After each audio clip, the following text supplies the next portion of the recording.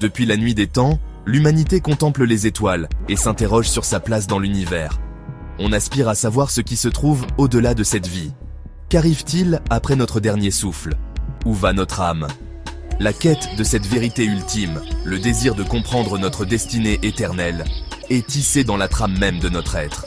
C'est une question qui a résonné à travers les âges, murmurée par le vent, méditée par les philosophes et les rois.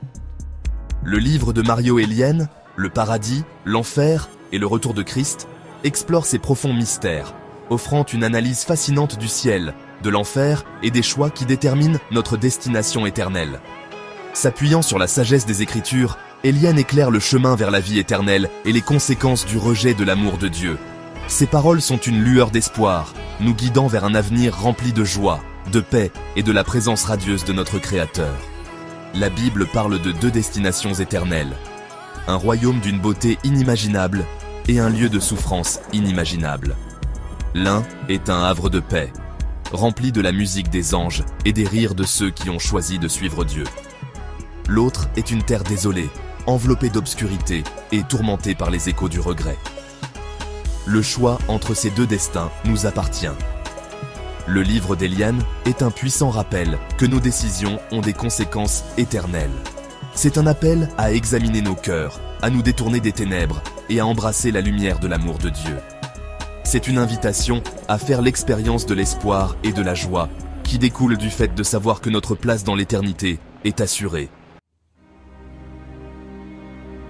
La Bible nous offre des aperçus époustouflants du ciel, le décrivant comme un lieu d'une beauté et d'une splendeur inimaginables. C'est une cité d'or scintillant, ses rues pavées de pierres précieuses, où une rivière cristalline coule du trône de Dieu. L'apôtre Paul, qui a eu une vision du ciel, l'a décrit comme un lieu si glorieux qu'aucun mot ne peut le décrire. Au ciel, il n'y a plus de douleur, plus de chagrin, plus de mort. Il n'y a que la paix parfaite, la joie parfaite et la communion parfaite avec notre Créateur.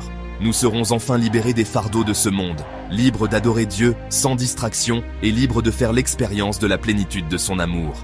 Imaginez-vous marchant main dans la main avec Jésus, entouré de vos proches qui nous ont précédés. Imaginez le chant des anges, le goût des fruits célestes et la sensation de la présence de Dieu tout autour de vous. C'est la réalité qui attend ceux qui choisissent de le suivre. Le ciel n'est pas un rêve lointain, mais une réalité vivante et vibrante. C'est le lieu que Dieu a préparé pour ceux qui l'aiment, un lieu où nos cœurs seront enfin chez eux. Comment devenir citoyen de ce royaume glorieux? Comment assurer notre place dans l'éternité? La réponse est simple, nous devons accepter Jésus-Christ comme notre Seigneur et Sauveur.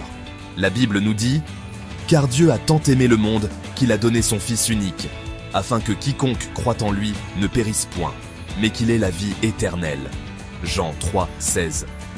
Lorsque nous acceptons Jésus dans nos cœurs, nos péchés sont pardonnés et nous devenons de nouvelles créatures. Nous sommes adoptés dans la famille de Dieu, devenant héritiers de son royaume et co-héritiers avec Christ.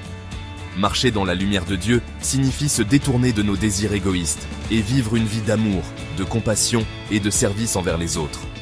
Cela signifie refléter son amour dans nos interactions, pardonner à ceux qui nous ont offensés et nous efforcer d'être une source d'espoir et d'encouragement pour ceux qui nous entourent. Le chemin vers le ciel n'est pas toujours facile.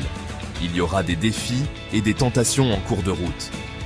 Mais nous pouvons être réconfortés en sachant que Dieu est toujours avec nous, nous fortifiant par son esprit et nous guidant à chaque étape du chemin.